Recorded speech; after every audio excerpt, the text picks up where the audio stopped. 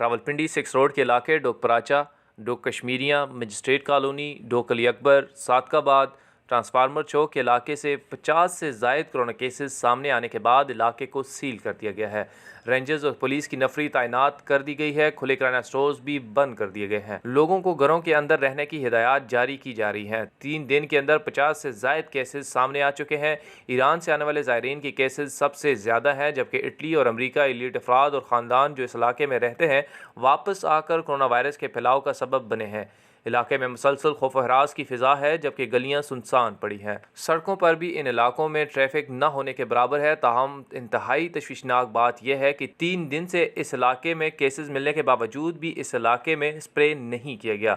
Authorities مجرمانہ غفلت کا شکار ہیں، جس سے بڑا سانحہ جنم لینے کے خدشات بڑھ رہے ہیں۔ ہفتے کی صبح لوگ گھروں سے باہر نکل کر پولیس اہلکاروں اور انتظامی افسروں سے فوری اسپرے کا مطالبہ کرنے لگے ہیں۔ اس علاقے سے لوگوں کے سیمپل لیے جاتے ہیں اور کالی ایمبولینسز میں منتقل کر دیا جاتا ہے۔ اچانک اتھارٹیز آ کر لے جاتی ہیں۔ لوگوں کا اس علاقے میں اسپرے کرنے کا مطالبہ ہے۔